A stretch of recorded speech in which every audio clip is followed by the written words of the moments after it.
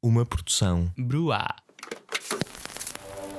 Estamos a viver uma hora de extraordinário entusiasmo e fervor. É esta alternância dos partidos que caracteriza as sociedades que aceitam o modelo da democracia ocidental. O Partido Comunista o que não fica é num governo para calcionar uma viragem à direita. Não fica num governo para apoiar medidas antidemocráticas, O antipopulares. movimento foi para mim uma surpresa. Creio que todos nos devemos felicitar o movimento das Forças Armadas pelo alto serviço que prestaram à nação. Boa noite a todos e bem-vindos a mais um episódio de JJ. O meu nome é Luís Francisco Souza e serei o vosso moderador desta noite. Esta semana falaremos de Ana Gomes e André Ventura, da cidadania e de Covid e contingência. Mas primeiro, os meus convidados. À minha direita tem Francisco Camacho, Presidente da Juventude Popular de Lisboa. À minha esquerda, Pedro Anastácio, Presidente da JS Lisboa. E à minha frente ao centro, Cristiano Gaspar, membro da Assembleia Municipal do Fundão pelo PSD. Obrigado a todos por terem vindo. Pedro, vamos começar contigo e com a temática da Ana Gomes e do André Ventura. Portanto, a 7 de setembro, a Ana Gomes anunciou ao público que será candidata, com um anúncio oficial feito a 10 de setembro na Casa da Imprensa de Lisboa. Ventura, em declarações para a Luso, afirmou que, numa certa metáfora, Ana Gomes é a candidata cigana destas presidenciais e ele é o cidadão comum. Já num tweet disse: Ana Gomes vai ser a pior candidata presidencial de sempre, histérica, obcecada com os seus inimigos de estimação, amigo das minorias que vivem do nosso trabalho. Se por acaso ficar à minha frente, demito-me líder do Chega, não vai acontecer. Bom, tendo em conta tudo isto que foi aqui trazido para cima da mesa, vou-te começar por perguntar quem é que é Ana Gomes e o que é que visão é que tu tens, assim, muito rapidamente sobre a candidatura dela. É uma candidatura que eu, pelo que estou a perceber, é um bocadinho divisiva no Partido Socialista, entre o Marcelo e a Ana Gomes. Vou-te pedir só que toques muito levemente neste tópico e depois peço que tu analises um bocadinho o que é que tu achas que é a estratégia que André Ventura está a utilizar ao ter esta atitude tão provocatória em relação a Ana Gomes. Achas que é uma coisa só da reação normal de André Ventura? Tem um propósito de desviar votos do Marcelo? Com que olhos é que tu estás a ver toda esta candidatura e este clash? Boa tarde a todos. Antes de mais, cumprimentar aqui os meus colegas. Ora, a candidatura da Ana Gomes, como a própria anunciou, no anúncio que referiste, disse que era uma candidatura em que não se candidatava contra ninguém, que era um movimento cívico, candidatava-se para afirmar os valores democráticos e até então o que tenho visto é isso que ela tem feito de uma forma muito clara. O André Ventura, na sua reação, mais do que uma estratégia, acho que nos faz uma interpelação direta àqueles todos que são democratas, porque são declarações lesivas, são declarações ofensivas, é a utilização do insulto e de uma linguagem agressiva no espaço político. E nesse sentido, quando André Ventura disse que ela era a candidata das minorias, prontamente teve a resposta de Ana Gomes, que disse que sem problema nenhum que era a candidata das pessoas negras, dos homossexuais, das pessoas, ou seja, da LGBT, de todo este conjunto de valores, que no fundo, de valores e de pessoas e de um espaço de inclusão, de dignidade para a ação política. E isto é muito claro, isto é claro uma interpelação aos democratas, porque se nós pensarmos na democracia como não como apenas como outro sistema da maioria, é claramente um sistema direcionado à proteção das minorias, e essa é uma condição fundamental do Estado de Direito. Ora, nesse sentido, postas as coisas em termos tão claros entre dois candidatos, temos claramente uma candidatura que é do Estado de Direito e outra candidatura que é a tentatória do Estado de Direito. O motivo que o faz, ah, acho que é uma tentativa de, por um lado, utilização das outras candidaturas para a afirmação da sua sede de protagonismo, ou seja, para ele disputar mais minutos de comunicação, mas ao mesmo tempo acho que o faz com um propósito claro e que concordo com algumas das análises que têm sido feitas, que o objetivo foi principal foi uma tentativa de retirar votos a Marcelo Rebelo de Sousa, consigo perceber, e acho que é sobretudo um momento de clarificação, porque quer dizer, entre um democrata que esteja indeciso entre apoiar Marcelo Rebelo de Sousa ou André Ventura e se o estímulo é aquela linguagem corrosiva, acho que a escolha entre aí é clara. Sobre Ana Gomes foi até há cerca de um ano e meio, posso estar a falhar nas datas, deputada europeia do Partido Socialista, membro do Secretariado Nacional, uma pessoa com um trajeto cívico, de afirmação dos valores democráticos, são mais do que conhecidas as causas em que lutou pelos direitos humanos e pela sua afirmação, desde a denúncia, por exemplo, naquele caso do jornalista em Malta, desde Timor, ou seja, até a própria independência de Timor, devemos muito à Ana Gomes e àquele que foi o seu contributo. Por isso, é uma candidatura, aqui sendo certo que os socialistas terão diferentes opiniões, como referiste. Para mim, representa uma candidatura cívica de empenho e que muito orgulha o Partido Socialista, se essa for a decisão que venha a tomar. Pedro, muito rapidamente, então vou-te só fazer aqui duas perguntas. Peço mesmo que seja muito rápido, que é, estrategicamente tu achas que então a candidatura de Ana Gomes pode ser prejudicial no objetivo político que é derrotar o Ventura? E segundo, peço-te que me digas, na tua opinião, o que é que para ti constitui uma vitória de André Ventura? André Ventura não vai ganhar a Marcelo Rebelo de Sousa, portanto, a vitória dele é ficar à frente da Ana Gomes, é ter o suficiente para passar uma segunda volta, é ter mais do que 10%. O que é que tu consideras ser uma vitória de André Ventura? Acho que a vitória de André Ventura é um partido que vive do one-man show, por isso a sua vitória é ir a todas e, nesse sentido, destacar e mostrar-se mais para aquelas que são as suas ambições futuras e, sobretudo, para a afirmação da agenda que André Ventura tem, que é uma agenda atentatória de Estado de Direito, é uma agenda com uma linguagem ofensiva e que pretende fazer disso nova forma de atuar politicamente. Por isso, ou seja, não vou situar aqui em resultado eleitoral qual é o objetivo do André Ventura. Acho que é um partido que vive do one man show e, nesse sentido, é cede protagonismo de André Ventura e da afirmação dos valores que acredita e que o seu partido acredita e que defende. E sobre a Ana Gomes, achas que é prejudicial a candidatura dela neste processo que é derrotar Ventura?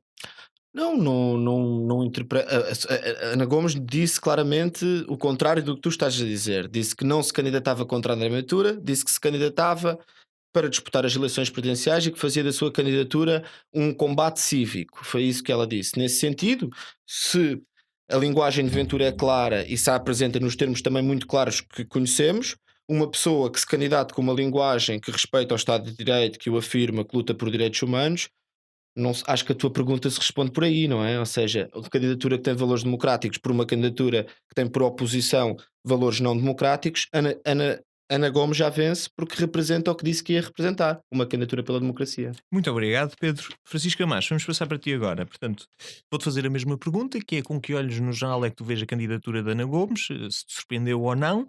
Perguntar-te também se tu achas que a candidatura da Ana Gomes é prejudicial para uma possível vitória em relação a André Ventura. Portanto, o facto de termos mais um player em jogo que pode puxar vários votos ou não, pode estar a tirar aqui um bocadinho de atenção, de concentração de votos no Marcelo, e perguntar-te com que olhos é que tu tens visto esta atitude de Ventura, se achas que é uma coisa intencional, que serve para inflamar um discurso público, e perguntar-te também, já são várias perguntas, o que é que para ti constitui uma possível vitória de Ventura? O que é que ele precisa para ganhar, entre aspas? Muito bem. Então, antes de mais, agradecer aqui à Broá. Eu já não voltava aos estúdios da Broá há algum tempo, por contingências do Covid, e agradecer também o serviço que foram sempre tendo durante este período. Acho que isso é uma nota prévia para destacar o canal que tem animado muitos podcasts, muitos auscultadores e colunas de vários jovens e de vários portugueses. Mas, passando à tua pergunta, Luís, enfim, o caso este quase, a pergunta e o modelo da estrutura Ana Gomes e André Ventura acaba por ser um bocadinho autoelucidativo, ou seja, estamos a falar de dois candidatos que procuram bipolarizar parte de um debate que eu acho que em muitos quadrantes se enquadra em questões populistas. Quer dizer, nós não podemos apresentar André Ventura como o diabo do sistema e depois dizer que a Ana Gomes é uma grande defensora do Estado de Direito, quando, por exemplo, temos tido casos recentes em que a Ana Gomes fez apoios públicos a figuras que, enfim, terão as suas causas, mas o caso de Rui Pinto não é claramente um protetor do Estado de Direito.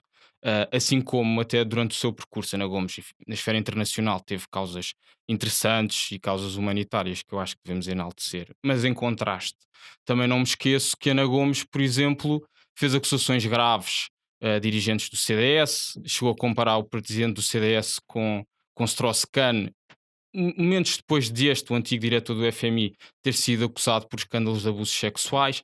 E enfim, portanto, eu não me esqueço disso e acho que Ana Gomes, apesar de em alguns momentos poder aparentar ter uma cultura mais refinada, Ana Gomes está bem para André Ventura nesta questão e, portanto, eu não vejo aqui necessariamente a candidatura de Ana Gomes como uma salvação ao fenómeno de André Ventura, nem André Ventura como uma salvação ao fenómeno Ana Gomes.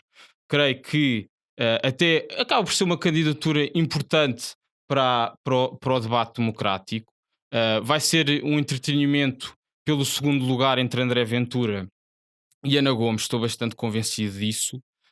Não acredito que ameace propriamente o que será uma candidatura de Marcelo Rebelo de Sousa. Não acredito que haja um cenário de segunda volta, independentemente de Ana Gomes e André Ventura ser candidatos que vão arrastar votos, e portanto acho que não vão a jogo só para dizer que vão a jogo, vão representar um espaço do quadrante democrático. Agora, não me parece que seja uma figura preocupante no que é o destino final das presidenciais, que já há algum tempo que está anunciado, mas eu diria que também é interessante e importante porque separa um bocadinho as águas do que serão os apoios aos respectivos candidatos às presidenciais. Enfim, parecia que havia quase aqui um fatalismo que Marcelo Rebelo de Sousa seria apoiado do PS até à direita, incluindo o CDS, embora esse fenómeno esteja por esclarecer, desde logo porque depende, tanto da parte do CDS como do PSD, da manifestação de intenções por parte de Marcelo Rebelo de Sousa, do Presidente da República, quanto à sua recandidatura, mas a realidade é que denuncia um bocadinho uma incógnita que existe no Partido Socialista, face a um posicionamento de fundo quanto ao seu candidato às presidenciais.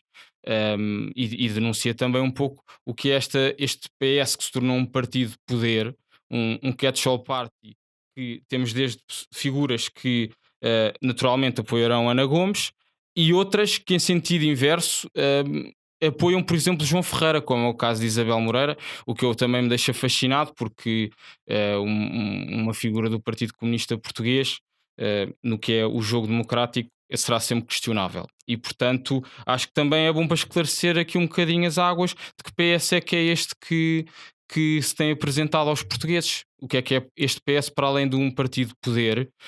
Que pensamento de fundo é que tem sobre as figuras políticas e sobre o sentido de Estado que quer atribuir a Portugal? E, portanto, acho que vai ser interessante. Em relação a Ana Gomes ameaçar André Ventura, a questão não me parece que se coloque muito. Eu até faço a questão de outra forma, que é, tu Sim. achas então que vamos ver o Ventura sempre a escalar o discurso contra a Ana Gomes para puxar o eleitorado do Marcelo a votar nela? Para diminuir Marcelo Rebelo de Sousa. Exatamente. Não, eu sinceramente acho que André Ventura tem uma estratégia muito própria. Relativamente, custa-me a crer que, por exemplo, quando André Ventura faz comentários sobre a Ana Gomes ser candidata cigana, que aquilo seja uma coisa totalmente espontânea. Acho que há ali uma estratégia de fundo relativamente pensada para agradar um certo tipo de eleitorado. E portanto não vejo de que maneira que esse tipo de comentários possa ser como de valorização à Ana Gomes para retirar ao centro votos a Marcelo Rebelo de Sousa. Acho até que em algum momento pode haver o discurso anticorrupção, pode haver aqui algum tipo de coincidência e de explorar isso pode ser um tema comum aos dois candidatos, mas como te digo, não me parece que vá haver aqui uma estratégia premeditada de André Ventura para robustecer Ana Gomes para enfraquecer Marcelo. Ok, obrigado Francisco Camacho. O que queria dizer aqui é que já foram algumas coisas ditas que eu discordo frontalmente, e quando falei que era um confronto democrático, acho que era uma chamada para aqueles que se revêem na democracia para este combate nas presidenciais. E acho que neste sentido, quem faz uma equiparação como o Francisco fez entre Ana Gomes e André Ventura, convenhamos, isto só aproveita uma pessoa, André Ventura e todos aqueles que não é que têm este posicionamento e este entendimento sobre a democracia. Por isso, há que ter cuidado em certas equiparações e tentar explorar e ver a diferença onde ela clara existe. Depois, por sua vez, também queria defender o Partido Comunista Português, porque estas coisas são bonitas, esta afirmação de Tens de fazer essa honra para tirar, manter a ou seja, geringonça. não é, não, o Partido da Coreia Comunista do Norte. Português é mais do que 40 anos de democracia, nunca impugnou nenhuma eleição democrática, não impugnou resultados eleitorais, Lista sempre única aceitou, com braço no ar. sempre tem sido aceitou essa o resultado a que dinâmica veio, normal. que veio dos portugueses e do sufrágio. E por sua vez, acho giro o CDS dizer que o PS é hoje um partido catch-all, dentro daquele líder que está transformado numa manifestamente, verdadeira é autêntica rede de manifestamente. arrasto, que um dia tem Nem um discurso sabemos- ultraconservador e depois já O está a PS seguir tem um apoia discurso três, liberal. o PS apoia três Será o resultado candidatos, em pelo sondagens menos, que não o é? deixa Já sabemos nervoso, disso. certamente. Já lá vamos. Ou não sei se lá vamos já não. Cristiano, vamos a passar para ti, que ainda temos que te ouvir neste assunto. Portanto, queres saber um bocadinho com que olhos é que tu estás a ver esta candidatura da Ana Gomes? Se achas ou não que existe aqui uma estratégia por parte de André Ventura, sim, qual é que é? E que me dês a tua opinião sobre, para ti, ou a tua opinião, o que é que constitui uma possível vitória para André Ventura? É uma segunda ronda? É ficar à frente de Ana Gomes? Qual é que é o objetivo de Ventura? Não, atenção, como eu disse isto no programa das presidenciais, que o objetivo de André Ventura nesta candidatura, eu acho que a candidatura de André Ventura é condenável mais por isso do que propriamente pelo tipo de candidatura como que se apresenta, e aí já lá iremos. Mas André Ventura candidatou-se, evidentemente, para continuar a alimentar o palco mediático a cada oportunidade, para se ir galvanizando aos poucos até às eleições legislativas. Isso parece-me o plano dele e não é uma coisa, não é novidade nenhuma. Tivemos imensos candidatos e imensos partidos a concorrer a tudo o que e mais alguma coisa quando era necessário. Mas nesse raciocínio, existe alguma forma de ele falhar? Claro que não. Mesmo tendo Por isso é que é tão 5%, genial. Não, 6%. de todo. O objetivo de André Ventura, na minha perspectiva e do partido do Chega, é não se consegue fazer trabalho nenhum no Parlamento com um deputado. Portanto, eu não me admiro essas pessoas que olham para o Chega e tenho de os criticar, que olham para o Chega e veem um partido que não apresenta produção, sem ser produção populista. O Chega, durante estes 4 anos, o único objetivo do mandato, mais do que a produção legislativa, é galvanizar eleitorado e ganhar eleitorado para as próximas legislativas. E a partir daí, evidentemente, com um partido mais maturado, um partido construído por mais pessoas e por pessoas também mais diferentes daquelas que lá estão, começará a iniciar e a colocar no dia a dia a sua agenda política, mas com uma influência muito maior. Portanto, acho que o fenómeno Chega, a nível de impacto político e partidário, tem de ser avaliado depois das próximas legislativas. Agora, isso não invalida que André Ventura por si, e lá está esta questão do one man show, claro que é assim porque é o único deputado, daí dar a cara por tudo. André Ventura, nestas eleições presidenciais, não é por ele ver nelas este efeito utilitário que é condenável, mas não deixa de ser, na minha ótica, uma candidatura importante para a democracia portuguesa e para as eleições portuguesas. Hum, eu acho que nesta questão de André Ventura e de Ana Gomes, André Ventura, claro que abusou nas palavras, claro que não devia ter dito as coisas que disse dessa forma, mas eu acredito que para discutirmos à vontade deste tipo de candidaturas presidenciais e candidaturas partidárias, é suposto passarmos esta barreira daquilo que é a forma como uma pessoa se expressa, que é uma forma condenável, errada, uma pessoa não se deveria expressar assim. Acho que toda a gente está de acordo nisso. Acho que até André Ventura hoje, se lhe perguntarem numa entrevista, devia ter dito da forma como disse, não devia ter dito da forma como disse, se calhar não, mas enfim, existe uma consciência geral de que não devia ter sido dito daquela forma. O Agora, estranho é que ele não tem só não tive essa conversa com o Marcelo, não é? Portanto, o outro é o camarada plástico, o João Ferreira. claro, O questiono-me é porquê usar esta retórica contra estes candidatos, mas não contra. Claro, porque André Ventura, ao contrário do que se diz, André Ventura, à exceção destas oportunidades de candidatura, que são coisas muito importantes, no seu dia a dia e o Chega na política, não precisa de procurar espaço mediático. Qualquer coisa que o Chega faça já é automaticamente levada para o espaço mediático com uma conotação negativa, seja por colunistas, seja por jornalistas, equipas de investigação, páginas nas redes sociais. É um boom impressionante. Portanto, está automaticamente no public eye sem precisar de fazer muito por isso. Aquilo que André Ventura percebe é, a partir do momento em que eu já estou no public eye com qualquer coisa que eu diga, eu sei que vou arrastar para o public eye, para um momento intenso, aquela pessoa a quem eu me dirigir. E evidentemente, e é aqui que eu acho que entra muito essa consciência, é muito preferível para André Ventura fornecer e partilhar o espaço mediático a uma candidata com a qual consegue nivelar-se e igualar-se, enfim, a nível político, dizendo assim. Marcelo Rebelo de Sousa é um monstro, é um dinossauro político, é uma coisa diferente. Não se pode comparar com Ana Gomes e com André Ventura. E prefere, evidentemente, trazer Ana Gomes, fazer as pessoas olhar para Ana Gomes, galvanizar o eleitorado. Não é o eleitorado de Marcelo que ele quer galvanizar, não é o eleitorado de Ana Gomes, ele quer galvanizar todo o eleitorado que seja contra ele, porque senão ele não tinha vindo a público dizer que se demite se Ana Gomes ficar à sua frente nas eleições presidenciais. Portanto, a mim parece muito razoável a questão de imensa gente que odeia o Ventura só porque sim, e acho que é o estado de espírito de quase toda a gente, só porque sim, levar a uma votação em Ana Gomes, nem que seja, como eu já vi muita gente nessas redes sociais e gente até letrada, a dizer que iria votar aliás, iria votar Ana Gomes não para o André Ventura se medir, mas para ver se ele cumpre com a palavra. É inacreditável. Agora, quando ele diz, e era por isso que eu estava a frisar que era importante olharmos por um lado para o mensageiro e condenar a forma como ele se dirigiu, mas por outro lado é importante olharmos para a mensagem e aquilo que ele quis transmitir. E aquilo que André Ventura quis transmitir, e muito bem, é que nós nestas eleições presidenciais nós precisamos de ter uma campanha política que traga outros assuntos a debate.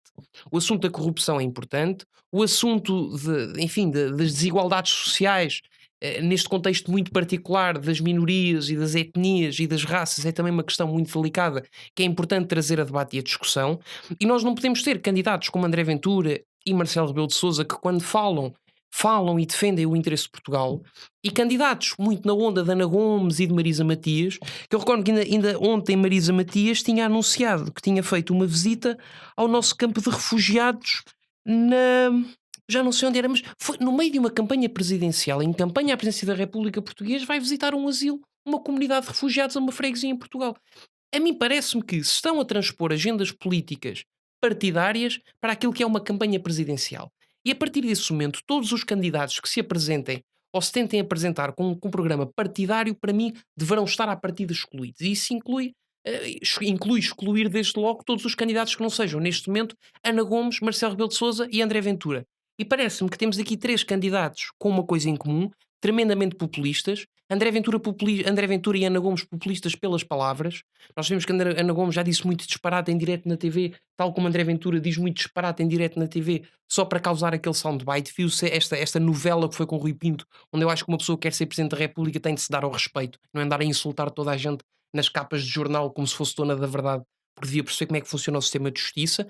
E temos estes 2 populistas das palavras e temos o populista das ações, que é Marcelo Rebelo de Sousa. E vamos ver como é que isto tudo corre no fim. Para terminar, acho que existe nestas eleições presidenciais uma grande vaga no espaço à direita. Faria falta esta discussão, ter um candidato forte da direita, sem ser evidentemente André Ventura, que não pode ser considerado um candidato tradicionalmente de direita, precisamente por ter os seus tiques de fenómeno de populista. E acho que essa falta de um candidato, é uma coisa que me custa perceber, é culpa do CDS. Porque Já faltava, não não é? concebo que não haja Os maus da ninguém. direita em Portugal são Como é todos que não culpa há do ninguém que CDS. queira concorrer pelo CDS? Como é que o CDS não foi falar com a Iniciativa Liberal e não disse, já vimos que temos Marcelo Rebelo de Sousa e o PSD está atado, não pode apresentar nenhum candidato próprio às presidenciais. Marcelo Rebelo de Sousa é do PSD, verdade seja dita. Mas O não Partido serve. Socialista... O quê? Não é de direita, pelos vistos, para o Cristiano. Marcelo Rebelo de Sousa é um Presidente da República. O Presidente da República não é de direita nem é de esquerda. Cumpre e faz cumprir o regular funcionamento pode. das instituições Mas democráticas. É essa a diferença dele para outros candidatos. E é por isso que eu votaria Marcelo Rebelo de Sousa. Mas para frisar isto, não Ponderas percebo não como é que o votar CDS Cristiano, não é foi uma falar hipótese. com a Iniciativa Liberal para arranjar um candidato das forças da direita que se pudesse apresentar de uma forma diferente. E acho que, enfim, seria também uma boa oportunidade para... Enfim, para tentar com que estes pequenos partidos, menos polémicos como o Chega, que vai conseguir se crescer por si próprio, comecem a caminhar e a fazer entender às pessoas que existe ali à direita uma federalização de um espaço em torno de um candidato que seria comum neste caso. Obrigado, Cristiano. Nós Eu temos sou o mesmo de Tiago seguir em Maia. frente. É muito que mais 30 não, a segundos. minha interpelação é muito rápida, quer dizer, esta lógica do Cristiano parte de um pressuposto que não é o meu e não é o pressuposto do CDS, é a lógica da instrumentalização de candidaturas à presidência da República Quando acabei para de marcar condenar espaço isso, não é dos isso que eu estou a partidos. dizer. Mas Não, é não é isso que eu precisa- estou a dizer, não. Não, Faz mas é falta precisa- um candidato de... Onde é que mas está o esse- espaço político de não há direita? É no uma CDS ou mas não? isso não há uma urgência da parte do CDS-PP em apresentar um candidato que se denomine como um candidato de filiação do partido. Esse processo o CDS não vai ficar arredado das eleições Mas presidenciais. estão a desvalorizá-las. Não de está. certa O maneira. CDS aguarda por Marcelo Rebelo de Sousa. Isso já foi transmitido claramente pelo presidente do partido, Francisco Rodrigues dos Infelizmente, Santos. nós temos que seguir em frente. Isto era Para uma, mim tudo uma bem, é um discussão candidato do PSD. interessante a ter, mas temos mesmo que passar para o próximo tema. Não, quer dizer, Rui Rio arrepende-se, diz que teria apoiado Mário Soares em vez de ter apoiado Freitas do Amaral, numa Nenhum campanha, deles vai concorrer agora numa nessas campanha presidenciais. em que o PSD apoiou Freitas do Amaral. E esta utilização abusiva do termo populista por Cristiano vai-se fazer com que um dia Tens de populista não reconhecer isso, signifique coisa nenhuma. Ou seja, Pedro, tens de reconhecer. porque quer dizer, nós A não culpa é nem vossa. deixámos de A elaborar culpa em é quadros vossa. conceptuais Eu estou a para usar o utilizarmos vosso como termo. jargão Não, das estou a usar o posições vosso que termo. A verdade é que não O vou termo- usar. o termo é vosso. Meus senhores, podemos Populismo continuar é isto bom. noutra altura, mas infelizmente não temos mais espaço. Vamos ter que passar aqui para o próximo tema. Cidadania. Portanto, o chumbo de 2 alunos que faltaram às aulas por objeção de consciência dos pais disputou um debate de âmbito nacional com baixos assinados contra e a favor da obrigatoriedade da disciplina. Em cima da mesa temos 3 tópicos diferentes de discussão, que é primeiro a obrigatoriedade ou não da disciplina, segundo o seu conteúdo e, por fim, a penalização dos alunos. Francisco Camacho, vamos abrir contigo sobre este tópico. O CDS-PP foi o único que se pronunciou até agora sobre uma destas matérias, nomeadamente a obrigatoriedade da disciplina, ao dizer que devia ser opcional em vez de obrigatória. Vou-te perguntar com que olhos é que tu vês, achas que a disciplina deve ser obrigatória ou opcional? Tens alguma objeção em relação ao conteúdo da mesma? E por fim, a penalização dos alunos, vou-te pedir que dês-nos aqui uma breve contextualização do que é que está a passar, um tema muito complexo sobre eles passarem de ano ou não passarem de ano, ou poderem entrar no ensino superior ou não. Portanto, nestes 3 tópicos, obrigatoriedade sim ou não, conteúdo é justificável ou deve pertencer ao âmbito da família, e por fim a penalização, com que olhos é que tu vês esta situação? Muito bem, Luís. Enfim, Luís, isto é um tema que veio à baila nas últimas semanas e que eu acompanho integralmente a posição manifestada pelo meu partido, por uma questão simples de coerência do que é o nosso sistema de ensino e de como ele está ahm, estruturalmente e legalmente construído. A realidade é esta: a nossa lei de bases de ensino prevê claramente que, no caso da educação moral e cívica, que esta, sendo obrigatória, permita às famílias ah, que haja uma hipótese face a fatores de objeção de consciência de que os seus filhos, os seus responsáveis, portanto, os encarregados de educação podem apresentar objeção de consciência perante o programa que é apresentado, tanto quanto à educação moral, quanto em relação à educação cívica. Portanto, no nosso enquadramento, no nosso sistema, e eu creio que a esse respeito o ensino está bem construído, há o lecionar da educação moral e da educação cívica deve ser feito, deve ser ministrado em liberdade de consciência. Isto, obviamente, que permite às famílias ter uma reserva face a alguns dos conteúdos que são ministrados pelas escolas e que são propostos pelo Ministério da Educação. Portanto, o que me parece óbvio, dentro deste quadro de ideias, é que seja possibilitado às famílias inscrever ou não os seus alunos nesta nova disciplina que surge aqui da cidadania e desenvolvimento humano. Enfim, tem uma nomenclatura muito própria, mas que nesta construção há aqui eu creio que o Estado e o Partido Socialista estão a querer deturpar as funções da escola pública e do ensino, que é o ensino tem uma componente óbvia de facultação de ferramentas e de capacidade de construção dos cidadãos e das crianças para estarem aptos não só para competências técnicas, mas também para competências humanas. Mas no que concerne à educação, propriamente falando, e não ao ensino, essa é uma competência que a escola deve ter, mas que não deve ser explorada nos termos que são propostos pelo conteúdo desta disciplina. E aí vem não só a minha posição teórica e eventualmente um pouco formal do enquadramento do nosso sistema de ensino, mas a minha objeção ao conteúdo do que é proposto nesta cadeira. Esta cadeira, enfim, tem programas para vários anos. Eu tive a oportunidade de me cingir ao que respeita ao programa para o ensino secundário, portanto, do 10º ao 12º ano. E Luís, francamente, eu tenho de me rever na atitude da família que está aqui no meio desta polémica, porque quando temos neste programa, e não falo de cor, eu tive a oportunidade de ler esse programa, perguntas que estão na orientação para o ensino secundário, por exemplo, se as mulheres têm futuro na religião, fazendo invocações de textos bíblicos de forma totalmente descontextualizada, pondo as coisas claramente neste sentido e sem contraditório. Ou seja, uma pergunta quase retórica como a religião menospreza as mulheres, quase adotando a religião como uma cienciazinha menor do século XIX. Eu acho que deve haver uma objeção de consciência e uma reserva moral das partes das famílias em dizer: eu não quero que o meu filho nestes moldes aprenda isto. E o mais dramático de todo este programa... Mas super interromper-te aí neste tópico, mas então não achas se calhar que a discussão devia ser, em vez da obrigatoriedade ou não, uma reformulação da lista de conteúdos? Isso é repara, o programa está construído, não é? E o procedimento legislativo para a aprovação do mesmo e para a implementação do mesmo em marcha. O CDS posicionou-se face a um acontecimento que existe. Agora, eu também acho que é interessante haver esse debate em torno, então, de que cidadania é que nós queremos. E eu vou invocar um autor que me parece insuspeito, um político que me parece insuspeito, que foi Sérgio Sousa Pinto, que teve um artigo excelente no Expresso, em que eu acho que ele manifesta muito bem se nós queremos uma formação para o desenvolvimento humano, social, cultural.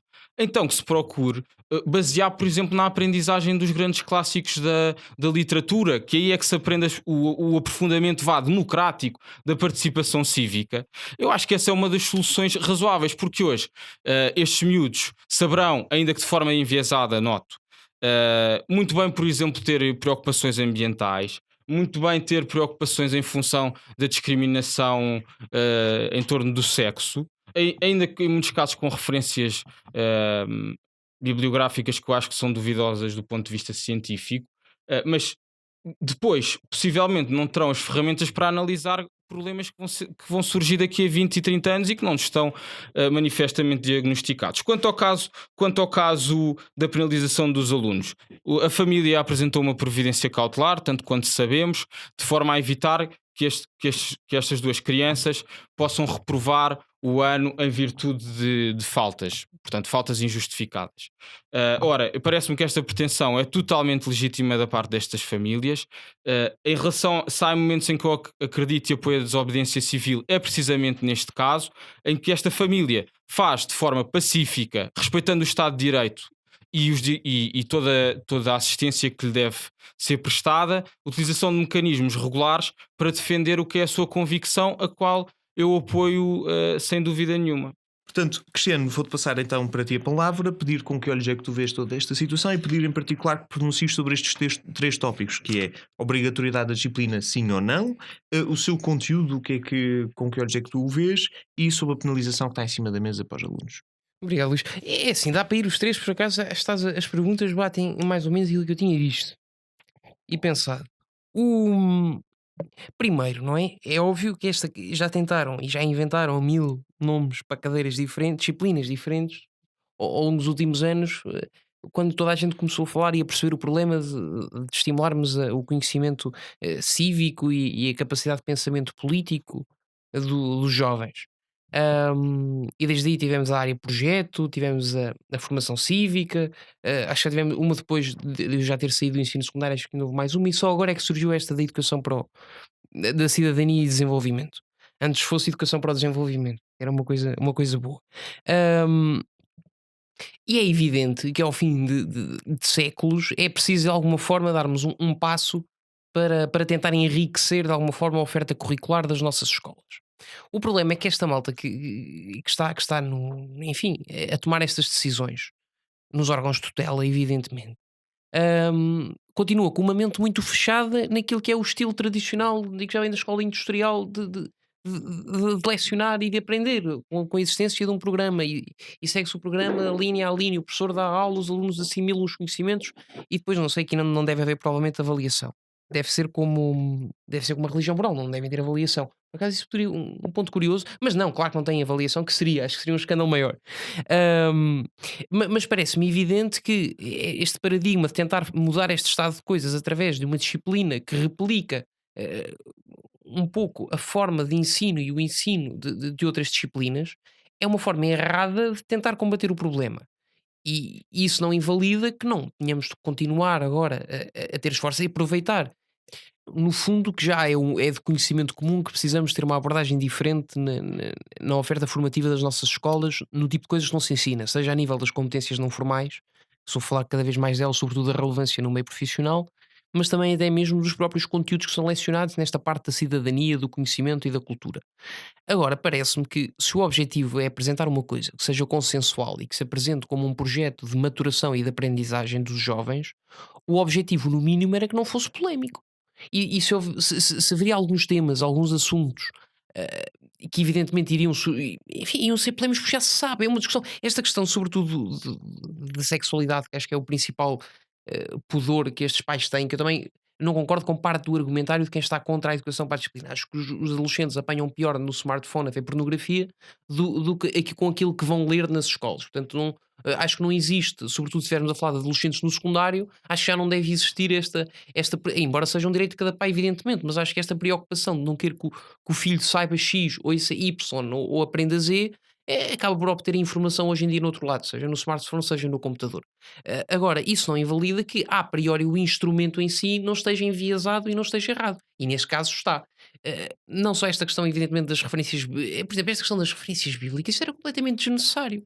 Eu não percebo porque é que se há de pôr um manual onde, evidentemente, havendo algum católico na turma, que seja um católico convicto com a família, que seja católica convicta e que leve com uma abordagem daquelas numa cadeira. Parece-me absurdo.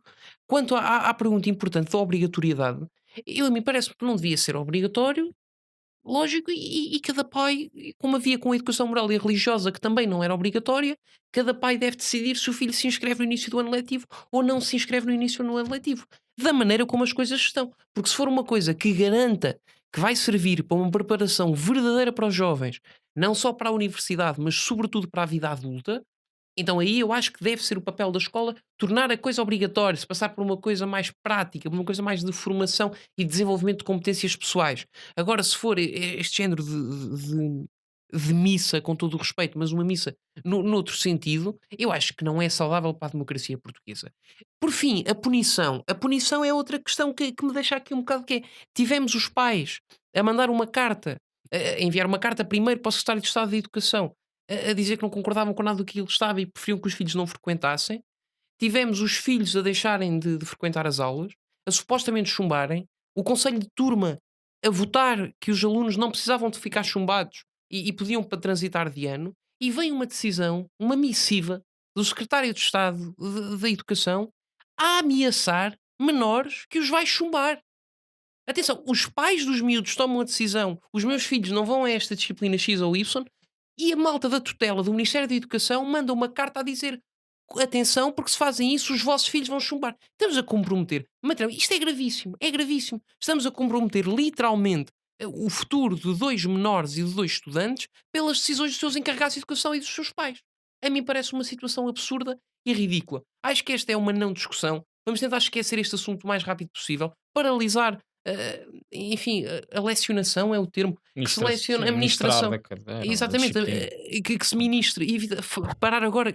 Oi, fazer com que não se volte a ministrar, caramba, mais esta cadeira, esta disciplina, refletir sobre aquilo que levou à sua criação verdadeiramente, mas ouvir toda a gente. E outra coisa não é escândalos como eu vi nas redes sociais, de certos questionários do ano passado, durante convídeos, já não sei em que escola é que foi, em que os pais iam aos alunos para uma determinada palestra, pagavam 50 cêntimos e os 50 cêntimos revertiam para uma determinada associação LGBTQI. E também não é com questionários que eu via serem distribuídos a miúdos de 5º e 6º ano de escolaridade a perguntar se tinham namorado e se gostavam mais de rapazes ou gostavam mais de raparigas. Acho que chegámos a um estado extremo, condenável, moralmente perigoso, e no que toca a crianças, como em tudo e como sempre o direito nos ensinou, é o direito o máximo que está consagrado à nossa sociedade em termos de vida humana, na minha perspectiva do nosso ordenamento, é a proteção da criança. E nós aqui não a estamos a colocar em primeiro lugar, os interesses dela. Obrigado, Cristiano. Pedro, vamos passar para ti para fechar aqui este tópico, perguntar-te com que olhos é que tu viste esta discussão até agora e depois fazer-te as 3 perguntas básicas de todo este debate. Portanto, a disciplina, na tua opinião, deve ser obrigatória ou não? Qual é que é a tua visão sobre os conteúdos que estão a ser aqui lecionados e sobre a penalização que os alunos vão sofrer ou não? Bem, eu discordo muito das posições que foram tidas até aqui agora. Primeiro, porque me encaminho para. Acredito que a disciplina deve ser obrigatória.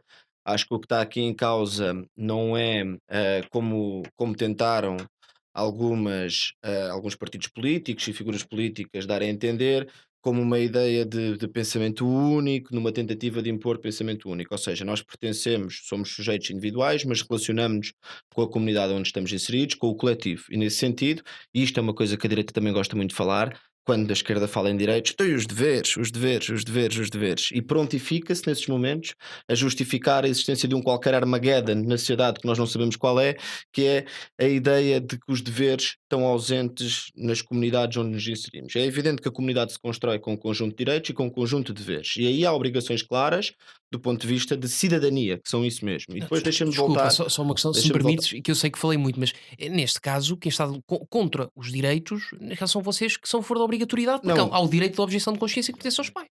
Isso é uma leitura que vocês fazem porque vocês entendem que há aqui uma tentativa de pensamento único. É a leitura E do nesse PS que sentido, subscreveu não, a lei de bases não, do. não é a ensino. leitura do PS. Aliás, deixem-me dizer que a vossa citação e a utilização de Mário Sotomayor Cardia é quase uma utilização abusiva do que na altura foi dito e do que aquilo que pretendia representar. Não, Ou seja, mas isso é o que está no texto legal, não estou aqui Francisco, a invocar Vamos nenhum deixar o argumento de autoridade. Pedro pronunciar-se.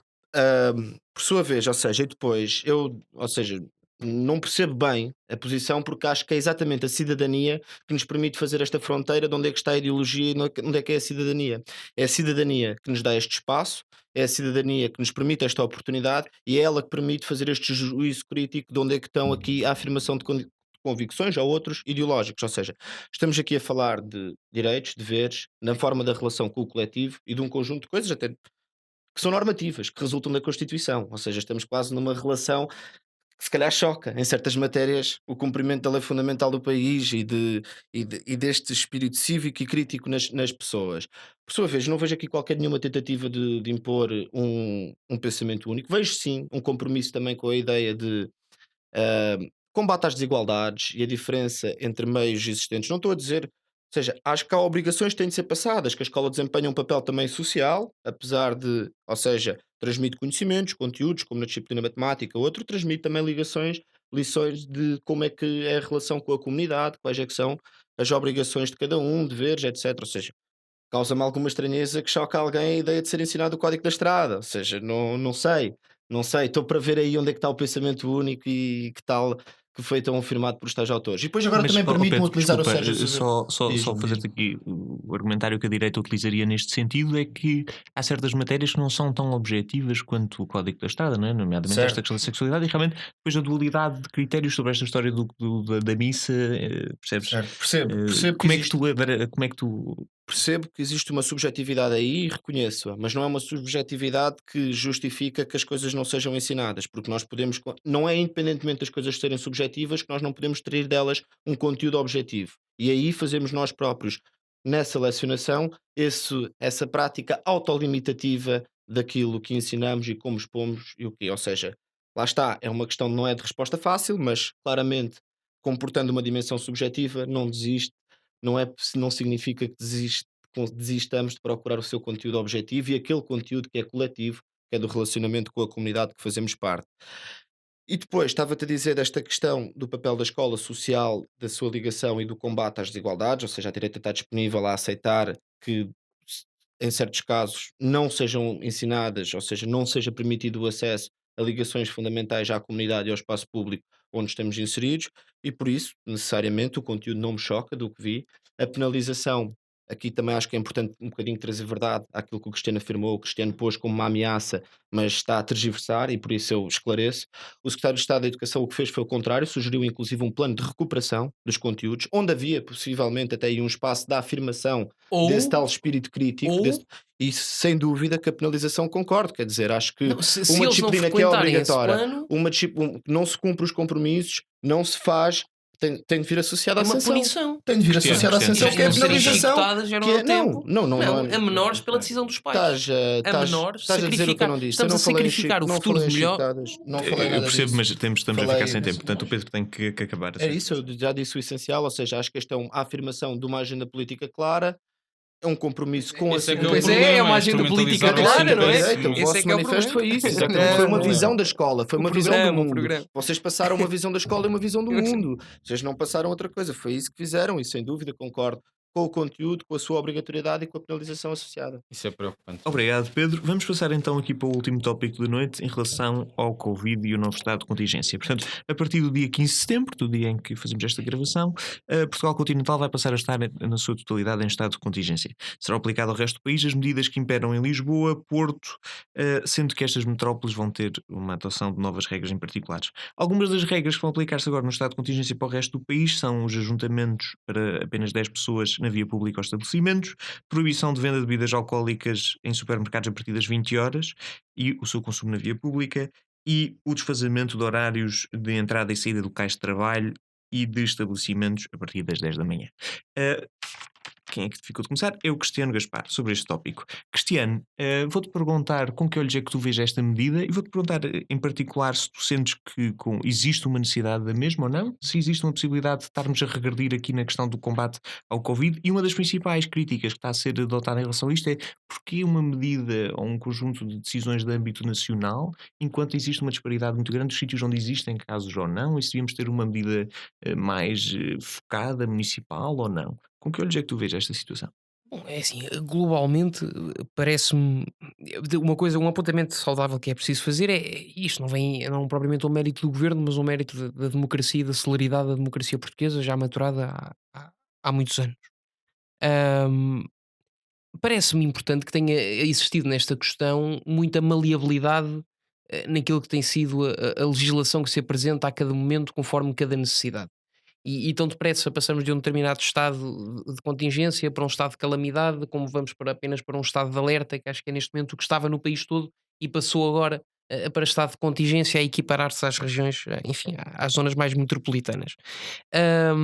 E a partir do momento em que há essa maleabilidade e essa possibilidade dessa maleabilidade da lei, tendo em conta que se tem vindo a agravar o número de casos, é natural também que tenha de haver um aumento das restrições, de certa forma, naquilo que é a atividade e o comportamento das pessoas.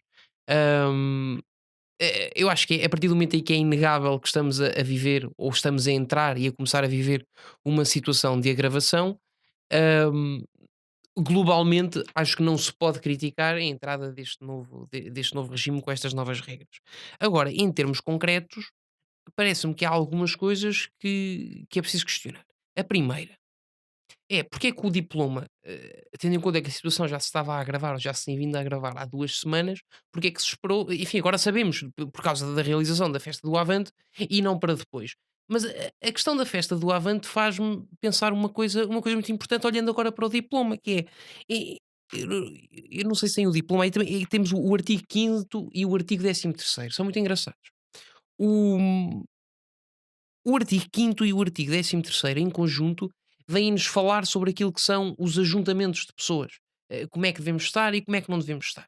E o governo chega, como chega sempre, a um número mágico, e agora estava para 20 e passa para 10 pessoas, o número máximo, um ajuntamento, um grupo de pessoas de 10, a não ser que sejam da mesma família, que é uma coisa pouco provável, a não ser que seja o governo. Não, estou a brincar. Mas em termos desta questão do artigo 5º e do artigo 13º, trazem esta abordagem importantíssima dos ajuntamentos e dizem-nos que no máximo 10 pessoas, mais 10 pessoas não podem estar a não ser que sejam da mesma família. E eu não percebo como é que se proíbem 10 pessoas ou 11 pessoas de estar ao ar livre, na rua, bem dispostas a conviver, quiçá até com máscara e com a distância de segurança devida, e quiçá até, que já lá iremos, não é uma discussão importante, com um copo de cerveja na mão. Acho que o escândalo não é esse, mas podem estar 30 alunos fechados dentro de uma sala de aula. Eu não percebo bem como é que funcionam estes parâmetros científicos de medição dos ajuntamentos e dos agrupamentos de pessoas. Há coisas que não bate a bota com a perdigota.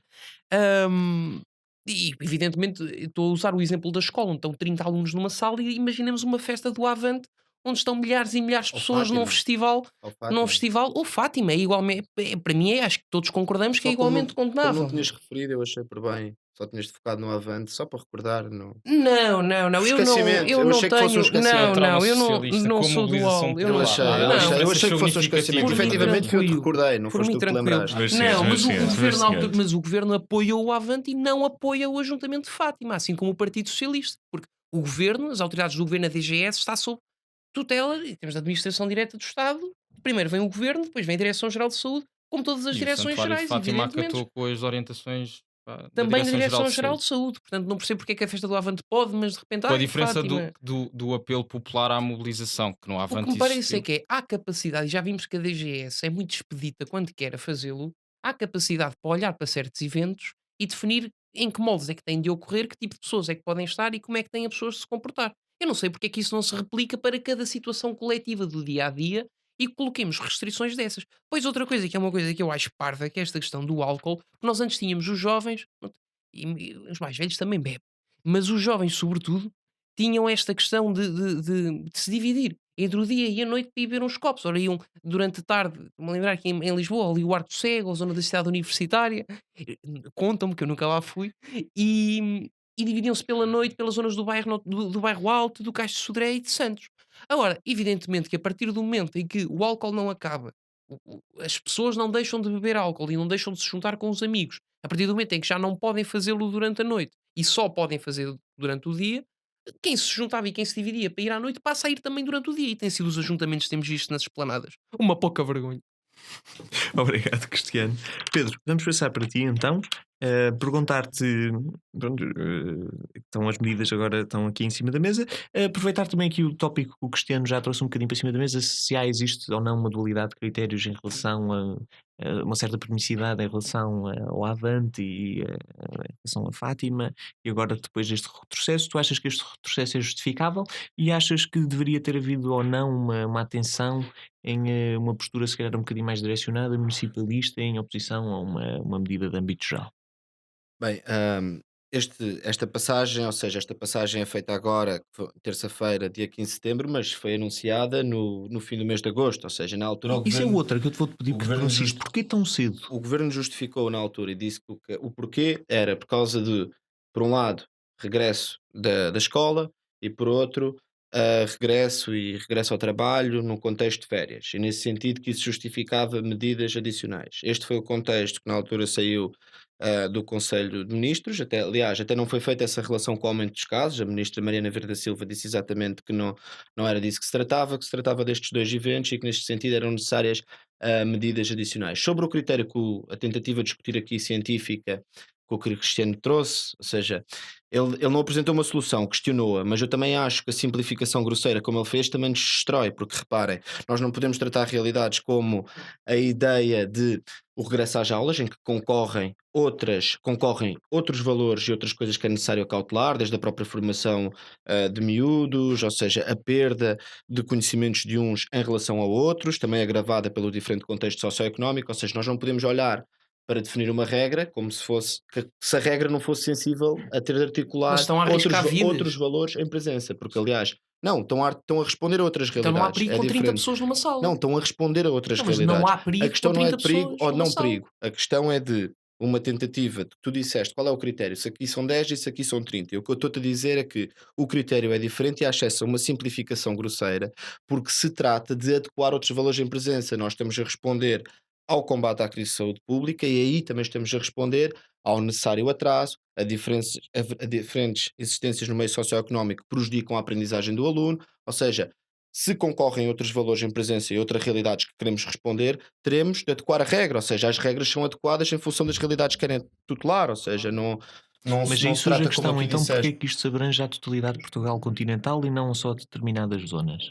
Ahm, ora, eu associei a isto a estes dois fenómenos, porque acho que as férias, do que eu me recordo, não aconteceram só em Lisboa, Porto, Algarve. O regresso ao trabalho também não aconteceu só em Beja, Algarve, Estremoz. Ou seja, acho que foi uma realidade do país. Nesse sentido, acho que isso é que justificou a medida e que não fosse uma questão municipal ou tomada de forma municipal. Depois também dizer ao Cristiano que lá está, Lisboa mantinha-se em estado de contingência, ou seja, não estava nessa realidade do alerta, ou que foi agora o país que passou para a realidade que existia noutros sítios. Eu só faço isto em abono da clarificação e do esclarecimento factual de quem nos está a ouvir, porque isso é importante, a simplificação ou seja, o desvalorizar da conversa, ou dizer as coisas de Não, não é forma desvalorizar, não é então dizer as coisas valorizar de a vida forma humana. imprecisa, O Pedro está a dizer as fazer coisas de essa forma pergunta. imprecisa, dizer as coisas de forma imprecisa é uma coisa que faz mal à Sim, não, mas aqui está democracia. muito A preciso. São simplificação. 10 e são 30. 10 na Não, rua eu e já 30 te respondi a fechados. isso, já te 10 respondi na a rua isso. não podem. E acho naturalmente que sobre Parece-me o lógico. álcool,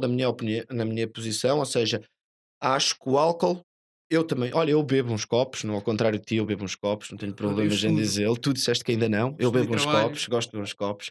Ah, pá, e digo-te que acho que claramente acho que é um fator que favorece ajuntamento, favorece uma dinâmica de contacto social, favorece junção de pessoas e acho que é uma limitação mais ou menos tida como proporcional, no sentido de que até tu podes adquirir álcool e conviver num contexto em tua casa, noutra casa, ou seja, não está limitada essa possibilidade. O que está é porque temos uma crise de saúde pública e, nesse sentido, que não é útil nem benéfico que esteja um conjunto muito alargado de pessoas e, tal como tu referiste e bem estás presente, qual era a realidade do Arco de Cego, da Alameda, de outros sítios, conheces a realidade e sabes o Claro, risco daí que claro. poderia advir. Obrigado, Pedro. Francisco Camacho, para fecharmos o programa de hoje, perguntar-te com que olhos é que tu vês toda a discussão que tivemos agora sobre este tópico, se achas que as medidas são adequadas ou não são, se achas que deve haver aqui uma visão um bocadinho mais municipalista ou não. Fátima e o Avante, também vou pedir que pronuncies rapidamente sobre se existe ou não aqui uma dualidade de valores. Muito bem, então vamos a isso. Em relação ao estado de contingência propriamente falando, enfim, eu partilho um pouco aqui das preocupações que foram faladas, tanto pelo Cristiano como pelo Pedro. Parece-me razoável que haja aqui uma restrição na circulação das pessoas face ao fenómeno de regresso às aulas, isso não me choca minimamente. Agora, o que eu ponho aqui em causa, porque nós vivemos tempos perigosos suscitados pela pandemia, mas também pela resposta à pandemia. É o racional de algumas das medidas que são aqui apresentadas no estado de contingência. Porque, vamos ver, o Cristiano falou disto, nós parece que temos um governo que quase quer impor uma lei seca no século XXI, importando um problema que nunca foi nosso. Por exemplo, o caso do Reino Unido. Há já uma proibição com ou sem Covid de consumo de bebidas nas ruas, porque houve realmente desacatos que se justificaram e que conseguiu comprovar que havia ali uma relação com o consumo de álcool. Em Portugal, felizmente, esse não é um paradigma nosso, nunca tivemos agitação popular disputada pelo consumo elevado de álcool em massas. Portanto, eu acho que aqui o governo basicamente foi ver, bem, vamos ver o que é que se faz lá fora, e não conseguiu minimamente adaptar algumas destas medidas à realidade nacional. E isso custa-me um pouco a crer, porque se são impedidos os ajuntamentos de 10 pessoas, e podemos discutir porque é que são 10, não são 5, não são 11, enfim, também é um ponto que seria importante o governo clarificar de alguma forma, mas eu não vou entrar tanto por aí. Uh, não consigo compreender, havendo esta proibição, porque é que se acha que o consumo de álcool por si é um fator que vai disseminar o Covid. Também não consigo compreender porque é que, por exemplo, se eu for ao supermercado às 19h59 consigo comprar uma litrosa e sair às 20 horas já não consigo comprar uma litrosa. É porquê? Porque se calhar o meu consumo às 11 da noite por uma cerveja que foi comprada às 8h30 e não às 7 da tarde vai preponderar aqui disseminar o Covid. Esta é uma explicação que eu ainda não ouvi de forma razoável. Acho que há uma presunção em torno do álcool até um bocado preconceituosa face à realidade do país. E depois, há aqui outras dimensões que também acho que são preocupantes. Um ponto positivo, acho que o regresso às aulas no sistema presencial é importante, porque houve aqui uma incapacidade generalizada de dar resposta às necessidades reais dos alunos. A telescola foi um esforço e os professores estiveram com afinco, acho que esse é um papel que deve ser valorizado, mas não foi possível, aquilo obviamente que não correspondeu às necessidades dos alunos e ao sistema de ensino que nós temos presente. E portanto o regresso às aulas é um ponto importante no modelo presencial. Agora, por exemplo, o caso dos recintos esportivos e dos estádios, eu não compreendo quase este dogma nas pessoas poderem estar a assistir a um espetáculo desportivo ou um evento esportivo. Se podemos já frequentar espaços de cultura, se podemos já frequentar espaços ligados à tauromaquia, por que razão é que num recinto que em muitos casos, por exemplo, tem dimensões muito grandes, como nós bem sabemos, temos estádios grandes em Portugal, porque é que não podemos seguir o modelo francês, em que estádios com capacidade para 40 mil pessoas é possível irem 5 mil pessoas e de uma forma gradual haver aqui um balanço, sob pena desta ponderação que o Pedro falava ser completamente insensata e altamente segmentada. Ou seja, no ensino temos essa preocupação, mas depois no associativismo e na realidade esportiva não temos. Isso até na prática de outras modalidades esportivas que têm mais contacto, isso também está a ser imposto. Portanto, acho que vivemos tempos difíceis, mas que estes tempos difíceis não sejam refletidos em tempos perigosos, em medidas que eu acho que é assim um bocadinho a catálogo. Vamos ver o que é que podemos fazer. E para o desporto restringimos, mas depois para a cultura não restringimos. E falta aqui alguma coerência que creio que é preocupante. E depois na atividade económica há um impacto que me parece muito considerável nos estabelecimentos de restauração, que eu também não consigo compreender. Estabelecimentos de comércio antes das 10 da manhã não podem estar abertos a não ser que sejam pastelarias e cafés. Eu quando vi a notícia pensei, estou a pensar em pastelarias e cafés porque com o regresso às aulas os pais, há mais concentração populacional. Agora, por exemplo, eu não posso ir a uma loja de eletrodomésticos antes das 10 da manhã porque vai haver não percebo, enfim. Portanto, acho que há aqui um conjunto de dúvidas. As medidas são difíceis e o governo acho que aqui está um bocadinho atabalhoado e essencialmente cumpre haver algum esclarecimento sobre o que é que presidiu aos critérios de cada tomada de decisão. Muito obrigado, Francisco Camacho. Assim vamos ter que acabar aqui o nosso programa porque já ultrapassamos muito o nosso tempo. Da minha parte resta-me apenas agradecer a todos por terem estado cá presentes nesta edição, desejar uma boa noite e vemo-nos para a semana. Obrigado.